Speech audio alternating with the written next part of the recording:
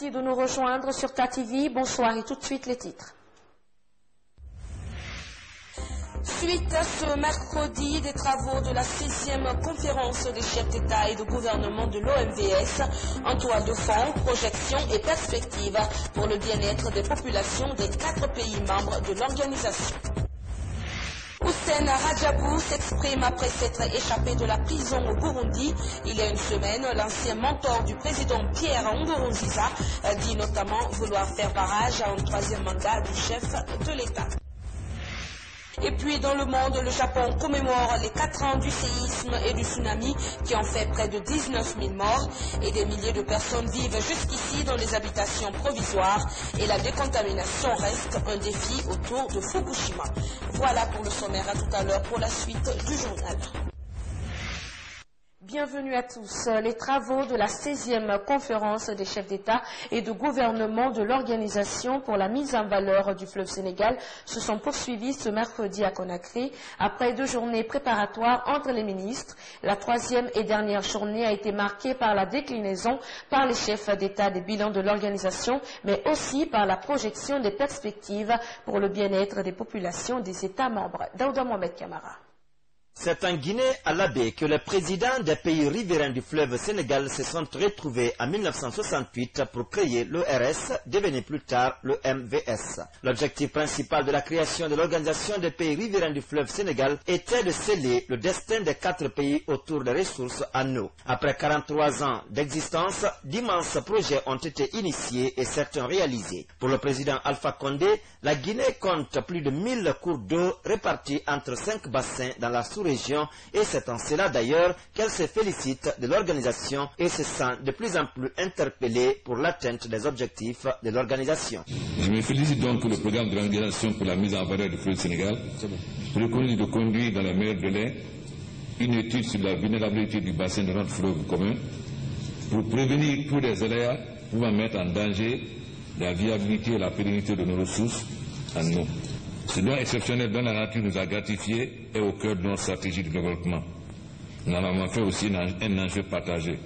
C'est à ce titre que la Guinée a milité pour que la préservation des massifs du Fouta Jalon, lieu de naissance de la plupart de ces cours d'eau, soit l'objet d'un projet à caractère international, piloté au niveau continental par l'Union africaine et au niveau sous-régional par la CEDEAO.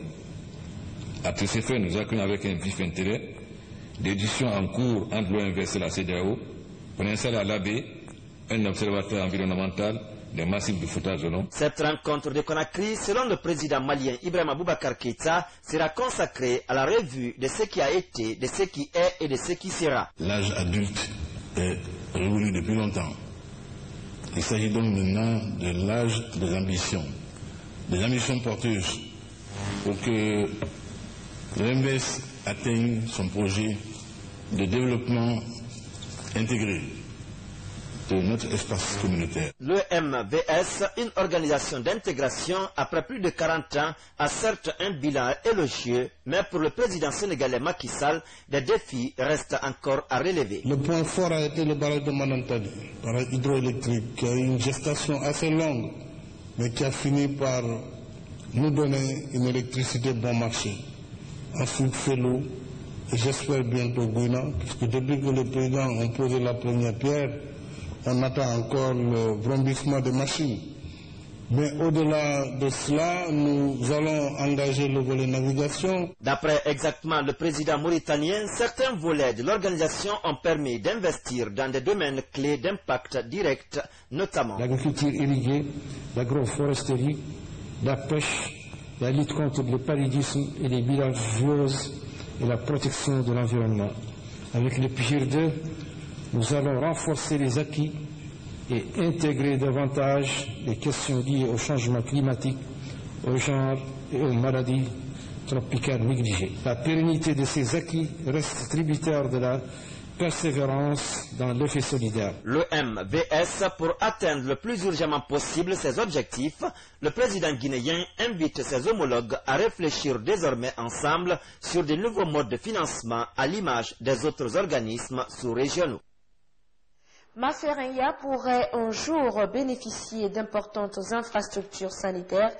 Des investisseurs italiens sont dans ce sens à Conakry depuis 72 heures. Les délégations dirigées par le président directeur général de Futurlec ont rencontré hier le Premier ministre, chef du gouvernement, avant de procéder à une visite des sites que leur proposent les autorités guinéennes pour la réalisation de leur projet. Abiba. Contribuer à l'amélioration des conditions sanitaires du Guinéen, c'est l'ambition de ces deux investisseurs italiens et américains qui sont à Conakry depuis le lundi 9 mars 2015. 48 heures après leur arrivée, les responsables de Gulf Technology Incorporation et de l'Institut clinique de perfectionnement de Dakar ont rencontré ce mardi le Premier ministre chef du gouvernement pour lui expliquer le but de leur présence en Guinée. J'ai une bonne sensation pour la décision de le gouvernement d'appuyer ce projet. Et je pense qu'il est la meilleure route pour répondre aux tragédies pour Ebola et les tragédies épidémiologiques dans le passé. Vous avez un problème ici. Mafereya, Kondia et Kabele, c'est dans une de ces localités, si le choix est fait, que ces hommes d'affaires comptent bâtir ce complexe sanitaire. C'est pourquoi, après s'être entretenus avec le chef du gouvernement, ces investisseurs dirigés par Mamadou Silla, PDG de Futurlec, ont procédé à la visite des différents sites, chacun vaste de 30 hectares. Nous avons visité le site, mais pour la distance dans la cité, je pense que cette position c'est la meilleure. Et je pense que nous avons besoin de la visite du conseil de l'architecte, des professionnels. Mais je pense que la possibilité de faire l'hôpital moderne in cette position est concrète. Oui, je suis d'accord avec M. Patrinieri. Je pense que c'est le terrain plus stratégique pour le Conakry Medical Center. Et je suis d'accord d'un ultérieur contrôle avec les architectes pour contrôler le terrain et la compatibilité des projets. Conakry Medical City, c'est le nom de ce projet. Il comprendra un centre de recherche épidémiologiste, un laboratoire et une usine de fabrique de médicaments. Le projet prévoit également la construction d'un hôpital universitaire pour la formation des étudiants en médecine et du personnel du centre. Le coût de réalisation s'élève à 130 millions de dollars et devra être opérationnel après 24 mois du démarrage des travaux. Ouverture ce mercredi à Conakry d'une session d'orientation sur les principes de base de la mobilisation sociale et des essais vaccinaux contre Ebola. La rencontre a réuni des consultants en mobilisation sociale et des journalistes.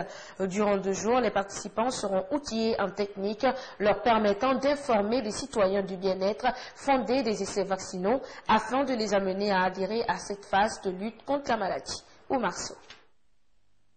Depuis le 15 mars 2014, la Guinée fait face à une épidémie de maladies à virus Ebola. À en croire les spécialistes, à la date du 8 mars 2015, le cumul des cas pour tout le pays est de 3285 cas, dont 392 probables et 22 suspects. Et le nombre de décès est de 2170. De nos jours, l'épidémie connaît une légère accalmie, mais certaines préfectures enregistrent jusqu'ici des réticences. Face à cette situation, la Guinée vient d'accepter et autoriser les essais vaccinaux sur son territoire. Les premiers vaccinés l'ont été le 7 mars dernier. L'OMS, pour renforcer la mobilisation sociale sur le terrain, a recruté 14 journalistes pour en faire des mobilisateurs sociaux. Aujourd'hui, on parle beaucoup de l'essai vaccinal.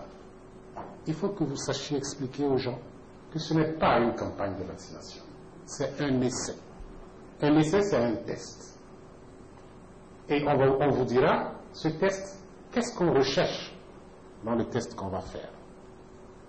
S'il est concluant, au bout de la phase d'essai, à ce moment, on pourra porter les résultats à l'attention du monde entier et, à tout seigneur, tout honneur, la Guinée, qui a fait le test, sera bien entendu le premier pays à en bénéficier. Ces techniciens seront déployés sur le terrain, notamment dans les préfectures et à Conakry, afin de s'impliquer de façon positive dans la lutte contre Ebola. Cette lutte, c'est d'abord la lutte des populations guinéennes. Elles sont les seules à pouvoir obtenir zéro Ebola, quelle que soit la durée. Et pour obtenir leur engagement, pour obtenir leur implication, on a besoin de vous. On a besoin de vous les communicateurs, on a besoin de vous les experts en mobilisation sociale. Seulement vous pouvez nous aider à obtenir l'engagement des communautés. Et si on n'a pas cet engagement, si nos sociétés ne sont pas mobilisées, aucune de nos interventions techniques ne peut se dérouler. Pour le coordinateur national de lutte contre Ebola, à travers cette formation, les journalistes doivent être à mesure de transmettre la vraie information aux populations. Je m'en réjouis une fois de plus que vous puissiez saisir cette belle occasion à partir de ces formateurs, ces communicateurs qui sont venus de l'étranger, même de la Guinée, pour que vous saisissiez la technique d'informer. Car un mot ou une phrase déformée peut coûter même la vie à quelqu'un. À la date du 11 mars 2015, 15 cas ont été confirmés sur toute l'étendue du territoire national, dont 5 à Conakry, 5 à Forêt-Karia, 3 à Koya et 2 à Kindia. À ce jour, la Basse-Côte reste la zone la plus touchée. Quel bilan peut-on retenir après l'adoption de la stratégie zéro Ebola en 60 jours? Les cadres de la coordination nationale de lutte contre l'épidémie étaient face à la presse ce mercredi 11 mars à son siège basé à Kaloum. 60 jours après, Dr Sakoba Keita annonce malheureusement que les objectifs fixés n'ont pas été atteints et invite à l'adhésion totale des communautés. Robert Saramano pour le reportage. D'abord, l'objectif de cette stratégie était de réduire de façon très significative les cas d'Ebola et d'empêcher de nouvelles infections. Enclenchée depuis le 10 janvier 2015, la stratégie zéro Ebola en 60 jours n'a cependant pas été atteint. Le facteur qui aurait bloqué l'atteinte de cet objectif, selon Dr Sakoba Keita, reste la réticence, un fait qui tuerait plus que le virus lui-même. En 60 jours, si nous analysons de façon globale, nous allons dire qu'au niveau national, l'objectif n'a pas été atteint. Mais lorsque nous voyons cet objectif qui était basé sur des micro-plans réalisés par toutes les préfectures de notre pays, et nous pouvons nous en réjouir que ça a été atteint dans l'immense majorité de nos préfectures. Les cadres de la cellule de coordination, eux, estiment que même si les objectifs n'ont pas été atteints à 100%, il faut tout de même se féliciter de la réduction drastique des cas de malades d'Ebola pendant l'exécution de ce plan. Le 10 janvier, 27 sous-préfectures étaient hostiles aux agents de santé, mais ce chiffre a été revu à la baisse en passant de 27 à 3 localités en 60 jours de campagne. Il y a encore des scènes de violence, que ce soit verbal ou dans les actes, qui sont souvent orchestrés, engendrés par certains citoyens lors de nos interventions. Il y a encore le poids de la rumeur qui pèse sur nos interventions. Donc il y a encore de l'insuffisance dans l'identification des vrais contacts. J'invite le peuple et tout un chacun à y réfléchir. Il reste encore 33 malades dans les centres de soins et la réunion des chefs d'État qui s'est tenue à Conakry a fixé une nouvelle échéance pour le 15 avril afin d'atteindre les objectifs préalablement fixés par la commission de riposte à Ebola. Ouverture ce mercredi à Conakry d'un atelier de formation des correspondants de l'agence guinéenne de presse sur la gestion de l'information de proximité. Durant 3 jours, 20 journalistes de l'AGP venus des préfectures et communes de Conakry vont être soumis au renforcement de leur capacité rédactionnelle en termes d'information de proximité. C'est une initiative de l'Institut Panos Afrique de l'Ouest dans son programme Mediapro pour le suivi de l'action publique en Guinée. L'agence guinéenne de presse est l'un des organes étatiques les plus anciens dans le paysage médiatique guinéen et grossiste en termes d'information. Une réalité qui s'explique par le nombre important de ses correspondants déployés partout dans le pays. C'est au regard du rôle que jouent ces agenciers que l'Institut Panos Afrique de l'Ouest a initié un programme intitulé Média Pro pour le suivi de l'action publique en Guinée en collaboration avec France Expertise. Les 20 journalistes correspondants de l'AGP des préfectures et communes de Conakry bénéficieront d'une formation de 3 jours sur la gestion de l'information de proximité. Ils seront également outillés en réalisation de papier son. Un appui qui réjouit à plus d'un titre le directeur général de l'AGP. Cette initiative financée par l'Union européenne dénommée Projet Média Pro pour le suivi de l'action publique en Guinée vient réellement combler un vide dans le monde des médias guinéens, celui de la formation des journalistes d'agences de presse. Vous comprendrez que cela n'arrive pas souvent ou on y pense moins du fait de l'influence du secteur de l'audiovisuel sur les décideurs qui tiennent dans notre pays les rênes des priorités d'action de développement de la communication. Au nom de tout le personnel de l'AGP, nous disons merci à nos partenaires de terrain pour cet appui. Et en ce moment précis où l'AGP éprouve d'énormes difficultés en termes de ressources humaines qualifiées. En réponse, le chargé des programmes pour la bonne gouvernance en Afrique de l'Ouest au sein de l'Institut Panos a félicité le responsable de l'AGP pour avoir diagnostiqué les problèmes qui assaillent son organe. Libas Anne a promis que son institut n'entend pas s'arrêter à la seule formation. Nous apprécions à sa juste valeur l'objectivité avec laquelle il a touché du doigt les véritables problèmes qui touchent la presse en général, mais particulièrement l'agence guinéenne de presse, et nous en sommes très sensibles. Mais on ne va pas s'arrêter en si bon chemin. Nous prenons l'engagement de voir avec le CECID comment, dans les activités de production, nous pourrons continuer la collaboration sur des thématiques bien précises. Tout en rappelant le rôle de l'agence guinéenne de presse, le secrétaire général du ministère de la Communication estime qu'à travers cette session de formation, les correspondants de l'AGP pourront s'approprier davantage des nouvelles technologies de l'information. L'agence guinéenne de presse constitue le grossiste d'information en République de Guinée et constitue également le maillon essentiel de la chaîne internationale de l'information. Parce que la rentrée sur le marché mondial de l'information pour la République de Guinée passe absolument par l'agence guinéenne de presse. Donc nous pensons que cette session de formation qui permet aux agenciers, aux correspondants qui sont à l'intérieur du pays de maîtriser l'outil informatique dans le traitement, la diffusion de l'information agentielle, pour nous, cela est capital parce que c'est un moyen de crédibilisation et de renforcement de l'agence guinéenne de presse. Quant aux bénéficiaires, ils n'ont pas caché leur satisfaction de voir leur expérience croître dans l'exercice de leurs fonctions. Cet atelier pour l'Institut Panos constitue aussi un moment de partage d'expérience entre le Sénégal et la Guinée. Le secrétaire général de l'UNR ne reconnaît plus l'existence de l'opposition républicaine depuis après les législatives de 2013. Reçu ce mardi dans l'émission de la Tribune de l'Actualité Plus, Patrice Séni Camara n'a pas hésité à tirer à boulet rouge sur les leaders de cette faction politique. Il décrit la situation politique actuelle du pays comme étant le fruit de la violation des accords de Ouaga. Ça, Alou Yombouno. 2015, une année électorale en Guinée. L'on est encore loin des campagnes de ces échéances, mais d'ores et déjà, l'on peut ressentir ce à quoi il faut s'attendre. La date n'est pas encore fixée et les tons se durcissent entre les leaders de l'opposition parlementaire et ceux extra-parlementaires. Invité sur le plateau de la télévision TATV ce mardi, le secrétaire général de l'Union nationale pour le renouveau s'est exprimé sans langue de bois sur la situation politique actuelle du pays, notamment l'organisation des élections de 2015.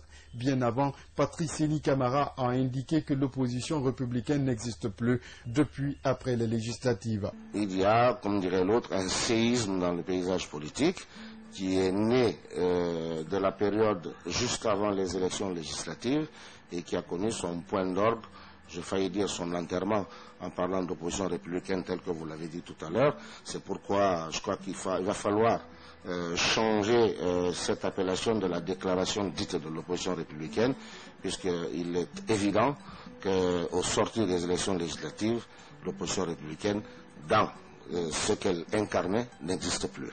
L'homme ne mâche pas ses mots quand il aborde aussi la question concernant la violation des accords politiques signés pour conduire la deuxième étape de la transition en Guinée. Toutes les violations actuelles, en tout cas des 5 dernières années, découlent de la première violation des accords de Ouaga. Si on avait exécuté dans l'esprit les accords de Ouaga, on ne serait dans aucun des problèmes actuels. Les accords de Ouaga préconisaient toutes les élections à la base pour finir sur l'élection présidentielle. Si l'opposition républicaine demande l'organisation de communales bien avant la présidentielle, chez l'UNR, quel est l'enjeu suprême? Pour nous, nous disons que sans donner d'orientation quelconque, le sens élevé des responsabilités et de sécurité de l'État indique qu'il faudrait faire les présidentielles avant les communales.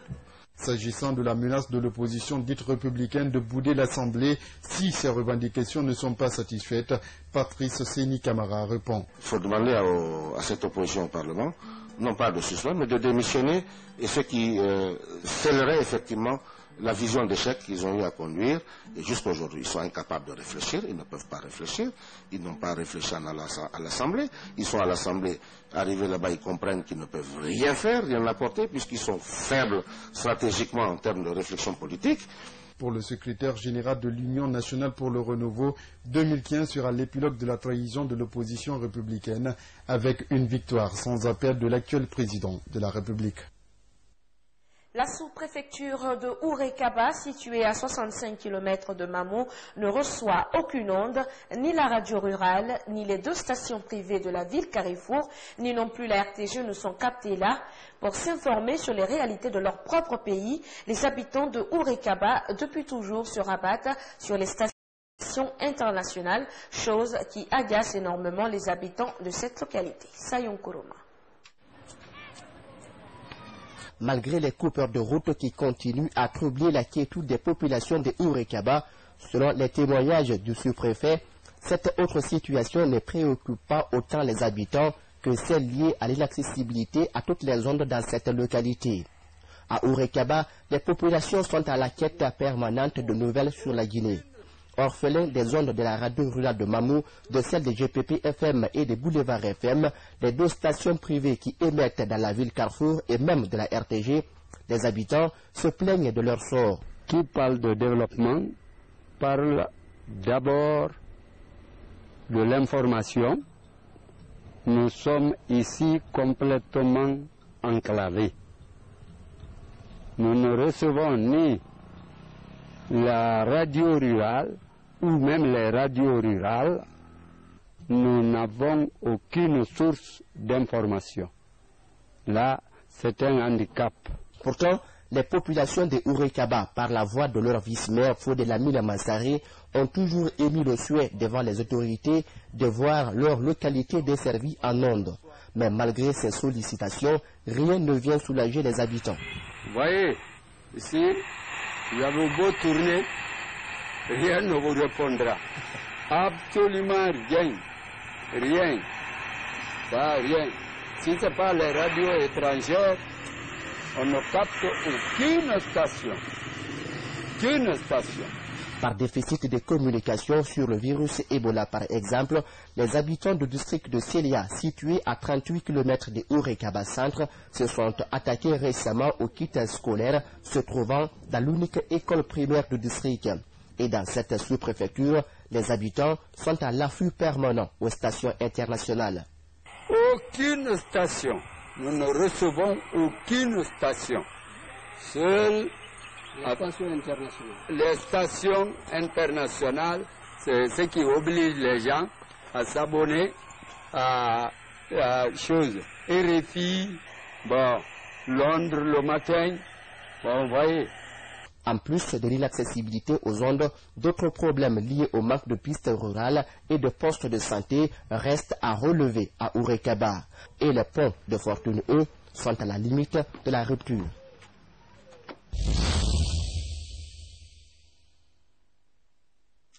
À quelques mois de la présidentielle au Burundi, les tensions montent. Hussein Rajabou, l'une des figures du parti au pouvoir, le CNDD-FDD, le Conseil national pour la défense de la démocratie, il sort de son silence et se revendique toujours du parti, mais assure vouloir participer au processus électoral à venir face au président Pierre Nkurunziza. Suivez. Une semaine après son évasion de prison, Hussein Rajabou sort de son silence.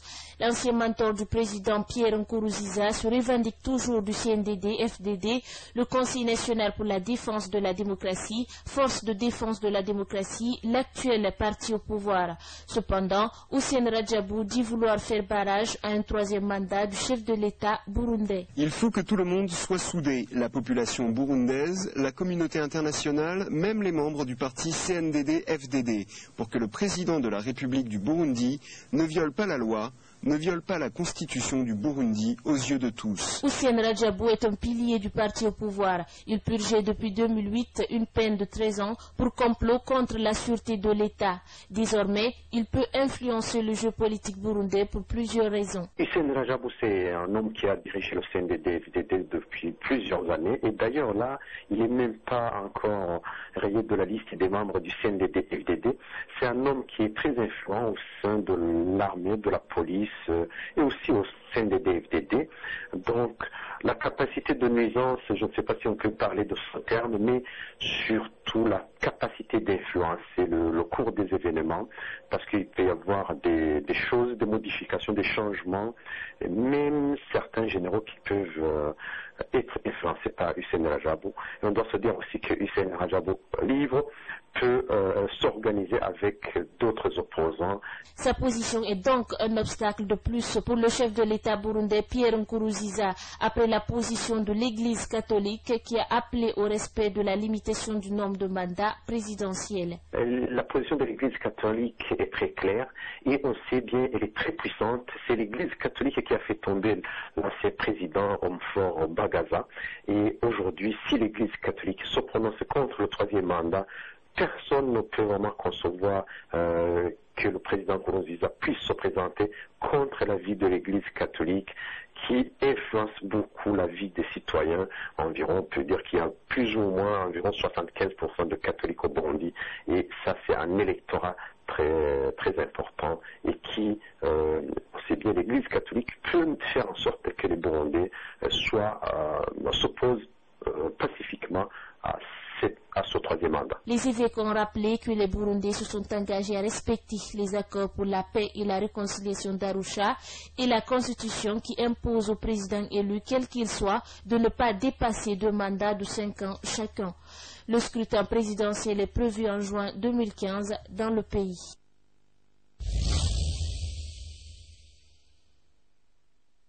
La France en deuil, les hommages aux 3 champions français vont se poursuivre. Côté enquête, les experts français du bureau Enquête Analyse sont attendus à Villa Castelli, village argentin, où 2 hélicoptères se sont écrasés, tuant 10 personnes. Et les pilotes argentins et 8 Français, dont Florence Artaud, Camille Muffat et Alexis Vastine. Suivez. Au milieu des débris calcinés, les enquêteurs argentins commencent leur long travail d'investigation pour recueillir le plus d'informations possible pour déterminer la raison de la collision des 2 hélicoptères. 2 enquêteurs français du bureau d'enquête et d'analyse sont attendus sur place. Nous travaillons ensemble. Ce sont nos confrères. Ils ont accès à tout ce que nous faisons. Mais l'enquête est sous la responsabilité du groupe d'enquêteurs argentins. Selon de nombreux experts, la piste de l'erreur humaine est privilégiée. Les images amateurs accréditent cette thèse. On y voit le 2e hélicoptère qui se trouve plus bas heurter le premier. En quelques secondes, les 2 appareils s'écrasent. En l'absence des enregistreurs de vol, les enquêteurs s'appuieront aussi sur les témoignages de l'équipe de tournage.